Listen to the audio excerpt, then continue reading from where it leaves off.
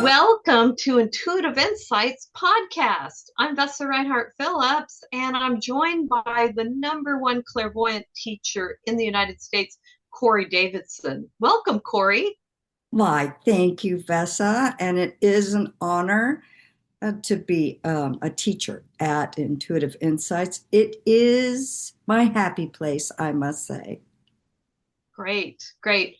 Well, today we're going to talk about intuition, clairvoyance, and psychic abilities. And what is the word psychic? What does that mean? What is clairvoyance? What is intuition? I personally use those three words interchangeably. Intuition is something we all have. It's an innate ability that we're all God given. And when you go off your intuition, good things happen. And usually successful people are successful because they use their intuition at some point to get there. I had a couple of quick things I was going to say about clairvoyance. We have a 6-month clairvoyant program. It could be called an intuitive 6-month program or a intuitive psychic abilities class. And we go through all aspects of clairvoyance, from astral travel, from reading the aura, for how to answer a question for someone, how to heal yourself, how to give someone a long distance healings, and so much more, working with spirit guides and past lives, all those things. So, Corey, I want to ask you, as the teacher, is it possible to teach someone to be psychic, intuitive, or clairvoyant? Can you teach someone that? Absolutely, because everybody's intuitive. What came to mind when you were talking about intuition is also another word for your gut instincts. So intuition is your gut instincts. And yes, you can learn how to tap in to your intuition, and therefore you do become more intuitive than you really already are. It's about just recognizing and learning. And so I help teach you how to tap into those feelings, the feeling of intuition. Yeah. Or some people, I want to say this. Last night in class, I had this great question. And somebody asked me, because we were doing astral bodies, right? Which is also like your soul. And about going into the astral plane. And, it pertains to dreams, right? Not totally dreams, but a part of an aspect is about dreams. And the question was, if you have visions during the day, say you're in meditation and you can you're visualizing something, or let's say you're taking your dog for a walk and you get this vision, like an inner vision of something. Is that interpreted by your dreams? Is it a dream that you had, but then it's brought down into your conscious, everyday life?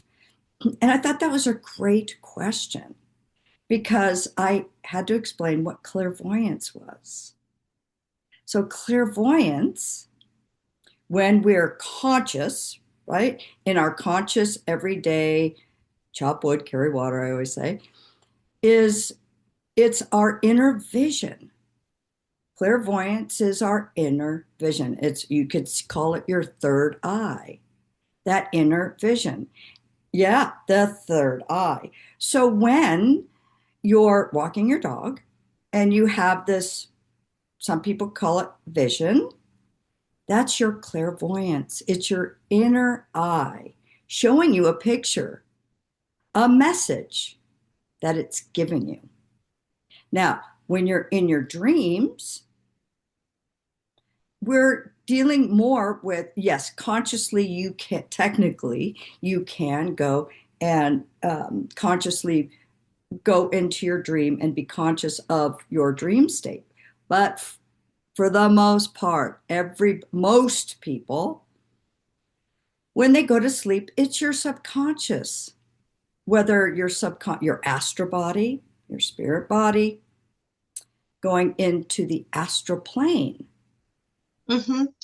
Well, one right? thing I wanted to, yes, Yeah. one thing I wanted to interject about that is sometimes before I learned how to clear myself using running energy and grounding and exploding thoughts, I didn't realize, but sometimes I'll pick up a thought from someone else. So the more you learn to run energy by taking the practical intuition class or the psychic abilities class, and you learn how to clean yourself out, clean the energy channels, you can start to distinguish what's your thought and someone else's. Because sometimes we do pick up someone else's thought and we think it's our own thought. So I noticed the more I've meditated using this method, the very specific with the bringing the energy from the Mm. chi, cosmos, universe, in with the earth energy mixed together, like we teach in one of the classes, the clearer my thoughts get. So when I do think a thought, it starts to be my own thought and not someone else's thought.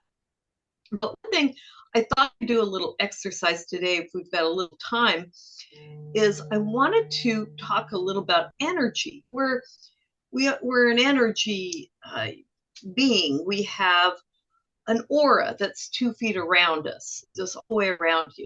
And when I've read someone's aura, sometimes if the aura is 2 inches around them, that means the person's ill and they've stopped, they've pulled their energy back from everyone and they're healing themselves. And then they'll expand their aura. And sometimes I've gone into a restaurant and someone expanded their aura so much. For example, there might be the hostess trying to make everyone feel good and she expands her energy and she doesn't realize, but she's taking other people into her aura and making them feel better, trying to set the energy, and she has her energies expanded out. Or you can kind of pull it in. I So you we'll wait, go Vessa. ahead. I love this story, the example that you give, and I'm sorry to interrupt you, but I love the example that you give about having other people's energy or taking on other people's energy with the hula hoop. Remember the story of when you're at a party? I would love for you to tell that because it gives such a great visual as to Oh, what it yes. means to have other people's energy in your space. Because most people are like, what's that? Yes, and it also that example was a very good example of transmediumship, which is a complete different topic, but we'll do a show on transmediumship.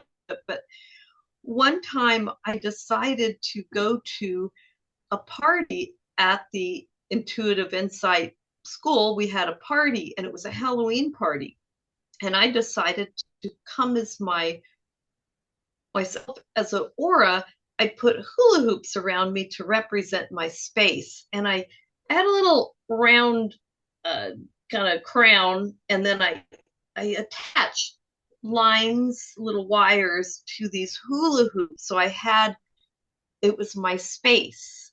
And I, just for fun, I had made a paper mache mold of my mother and father's face, and I attached it to my shoulders like they were in my space influencing me. So I had these two people. And then things I was thinking about in the day, I had photographs that I taped to the hula hoops. Like I was kind of looking at thoughts from the day, or we say in the clairvoyant world, looking at pictures, thoughts, same thing. And thoughts are real and pictures are real.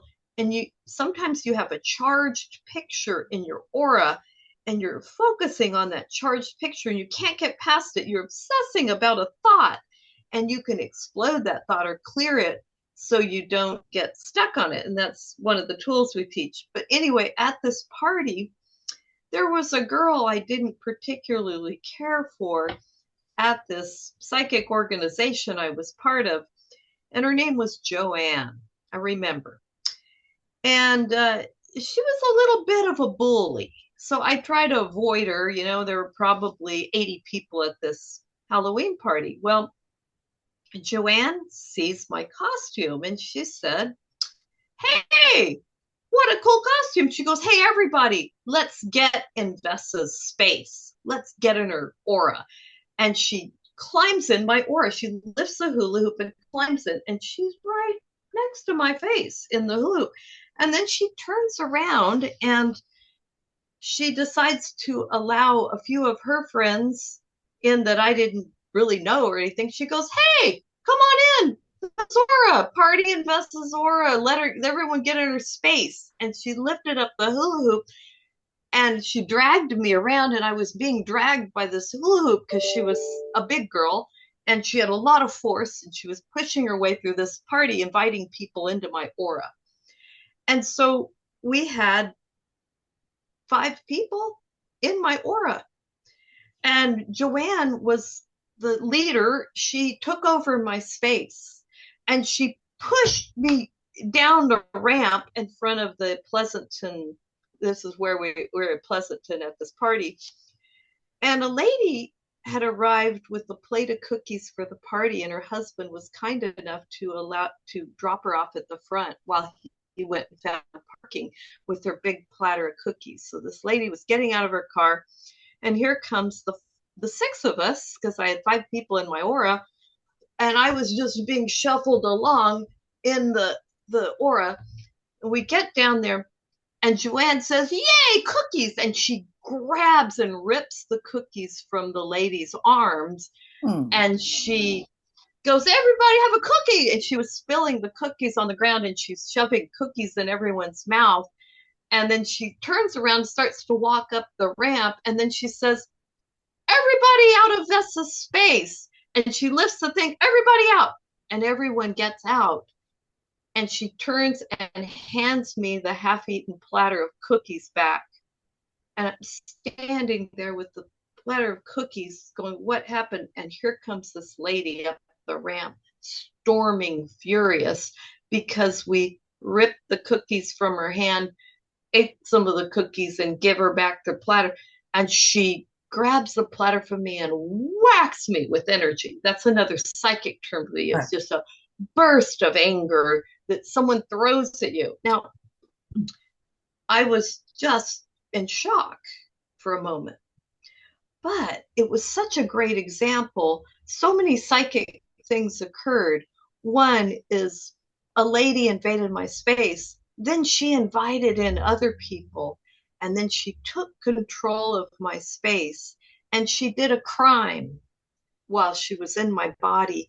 And this being, Joanne, stole the cookies from this lady, and she vacated. Once she vacated and I had the tray of cookies, I had the karma because she got in my space. I somewhat let her in my space. I didn't say, no, Joanne, you can't come in my space. I just was kind of passive, and she invaded my space, and then she let in all these other people, and the lady was, I had karma from doing that. And so anyway, No, yeah, that's I what love happened. that story because it's a great visual story because you're the best storyteller. It's a great example of what it feels like to have other people's energy in your what we call space. The pictures, right? When your head is like keeps ruminating over and over and over some thoughts, or when you're having a fight with somebody and they're not even there, and you're having a fight with them in your head, their energy is in your space. But I love that that visual story of what it really is when you have somebody in your space. Yes, It's just yes, crowded. Your mind is not, your thoughts yes, aren't your own, right? But you think they are because you don't know any different, but your thoughts aren't your own. Um, and you can feel that too is when the aura comes in to protect you, right? That's why your right. aura would come in if you're scared, or you just, it comes in to protect you automatically. And so you Yeah, can feel smothered or, claustrophobic. So that's why I wanted you to tell that story because it's a great story and a visual of what it's like. when there's Yeah. people in your space because a lot of Yeah. people are completely unaware. Right. They just Right. think And there's something wrong with them. right. And Right. They there is, just think there's something wrong with them. And I remember a man, a very famous clairvoyant, psychic, intuitive, Louis Bostwick, used to say this saying that I loved was, "You may be psychic, not crazy." Because you think you're crazy because you have these thoughts, but maybe those thoughts are not your own. And you can start to clear those thoughts out and realize what's the difference between your thought and someone else's thought. And so, and that's well, example, and that's the beginning, really. Sorry, that's kind of the start of tuning in and learning about your intuition. When we clear our space, right? We clear our spaces, we learn how to meditate, clear the chakras. We start, you said, I start to think clearer. And it's because when we get everybody else's energy out of our space, our body, our aura, we can really tap into that intuition. And that's really a kind of a basic of in the beginning, just getting rid of other people's energy so that you can determine, is it your intuition versus other people's energy that I'm picking? right. Because And you so many could, empaths, right? Yeah. right. And you could pick up someone's energy at the grocery store. Maybe you're in the line of the grocery store and the person behind you is very, very angry about something, and you start to feel their energy or absorb some of their energy if you don't have your protection tools uh, ready and available to kind of protect yourself. But you did talk about energy, and I wanted to just give an example of what energy is. So, do you mind if we do a quick exercise? Oh, not at all. Please, let's. Oh, okay. Well, what I want to do is there's energy chakras, there's is energy centers on your chart, like the chart behind you. But these chakras open and close, but there's also energy chakras in our hands Mhm. where energy comes in and out. So what I want to do is I want to make a ball of energy and just shoot energy out our hands into a ball of energy. So to sensitize the chakra, let's just rub our hands together and sensitize that. Then what I want to do is just kind of make a ball of energy. Just imagine energy shooting through your arms and making a ball of energy. And just kind of toss that energy back and forth, like you're tossing this energy back and forth. And just imagine more and more energy going into it so it gets a little denser, a little bit heavier. And you can actually start to feel the energy going from one hand to the other. And it might feel warm or cool. Or now, if you this is your energy that you've put in this, mostly it's probably most likely your energy that came out of your arms. Now if you give this energy to someone else, it's not going to feel like your energy when they give it back to you because some of their energy might get mixed in it. So if you imagine your energy, say, is orange, orange comes into this, you have a little energy ball of orange energy, and then you give it to a friend of yours, and their energy, they're playing with your ball back and forth, and they might get some of their purple energy in it. And then this is the exercise we do in class. So I ask everyone to give their energy back, the original ball, back to the person Mhm. who created it, and they give it back, and it's not quite the same energy because you got a little bit of purple energy in there. So anyway, then we gonna let the energy go and kind of ground it out. But the point of the exercise is just to know that energy is real and energy can get contaminated. Now, if someone says, well, I just love feeling someone's energy for a while, that's all well and good, but inevitably we want to be pure of spirit. Like it says in the Bible, for example, you want to be, thine eye will be single. You want to have your own energy, your own light in your body. It might be fun to merge with someone in certain situations, but then afterwards you want to clean everyone's energy out, be back to your own essence, be back to your own, in you know, essence, so to speak. And Does that make sense? that's what we teach you to do.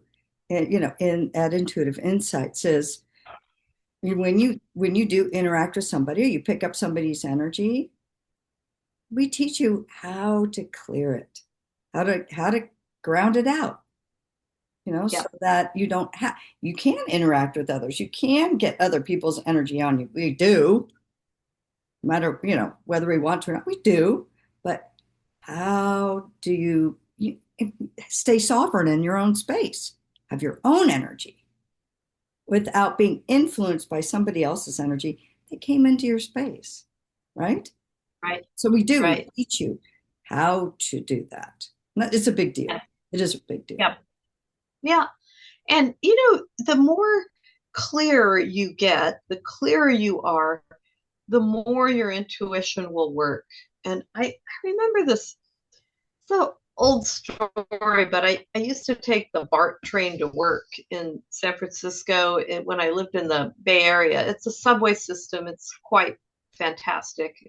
BART is in the Bay Area. You can take it from all the extended Bay Area. So I used to take the BART train to work. Well, back in the day, I know I'm dating myself, you had to have exact change. You couldn't have a $20 bill. You had to have like 60 cents or $1.60. You couldn't get on the BART train with a $20 bill. You had to have small change. So one day, inevitably, I was walking toward the BART train really quickly, and I noticed that I didn't have the change to get on the BART train. I only had like a nickel or a dime or something. You need 60 cents to buy a ticket to get on.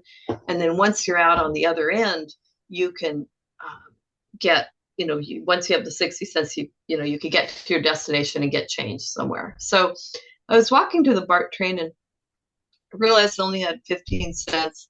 It's not going to fly. I thought, I am going to use my intuition and find some money on the way to the BART train.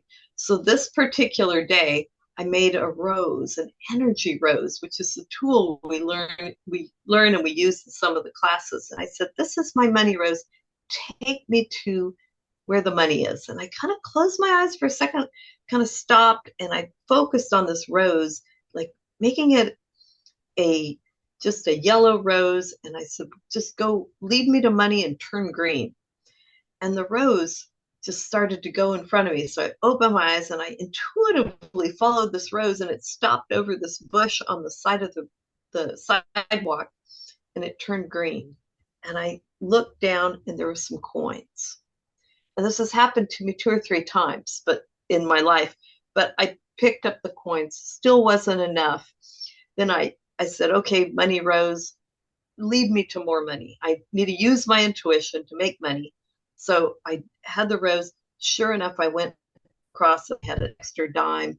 I ended up getting like 65 cents together, got on the BART train and went there. So this is just a Mhm. silly tool, but it is a way we learn how to use intuition and learn tools to increase your intuition. I don't know if you've ever had a story where you used your intuition that you might want to share with us. Oh, Do you have something? I have I love telling stories like you do. Um, you know, actually, I we could use the money intuition as well. You know what? No, I'm going to do this. Um, we were in England, my daughter, my girlfriend, family, and there's about let's see, there were six of us, and we were going to go over to Paris on the train, and we had just gotten there. Not we didn't have a lot of time. We got there just in time, and the line was so long. And my poor girlfriend was like, "We're not going to make it. We're not going to make it. And there's not another train for." And my daughter, who's actually got me into this whole thing, um, we looked at each other, and we used our intuition. Again, we used that rose to clear the pathway to get people to move a little faster and to clear that pathway so that we would make, and we said, okay, we need to get on the other side because the train is coming at, this time. And so we took that rose and we cleared and healed that pathway, and the line started moving. It started moving really fast. And so we got to the other side where the train was going to leave 2 minutes before it was coming. And then, Wow. yeah, and then all of a sudden, a notice comes up. The train is going to be a half an hour late. And we were like, well, that worked out just fine. And so, That's that's a really good point. That story is a way where you can use tools to influence the environment. So sometimes I think that learning psychic tools is unhandicapping yourself. I think I've said this before, but it's like if you don't realize you you can change the things happening around you. You can change the energy around you. Um, they're just using your psychic tools. Um, that's a great example of changing the energy so things go the way you want them to go or in your favor.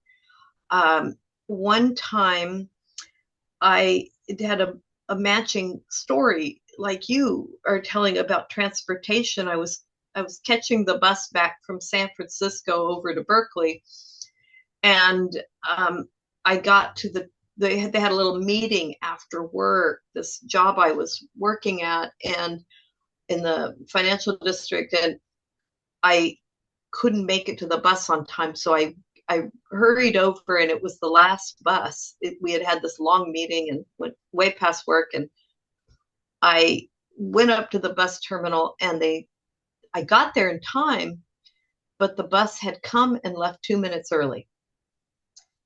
And I said, "Oh no!" There were a couple other people that were running up to the bus stop too, and we all said, "Oh my goodness, it's 7:59, and the last bus supposed to leave at 8." And so I went up to the terminal director, and I said, "Did the bus for the East Bay leave?" And they said, "Oh yeah, it left." And I said, "Oh no." And I went back over to kind of think about what to do, and I was there with the two panicked people that also missed the bus. So I decided to make an energy mock-up. I made out of 3 dimensions. This is a tool that's taught in the classes. I envisioned the bus coming back to pick me up. I said, I don't know how it's going to happen, but I just saw the bus come, and I just cleaned the energy off of it. And I made a 3 dimensional mock-up so this would happen. So I, oh, we lost your video. oh no. There you are. Okay, sorry about that. I don't know what happened, but Strong energy today.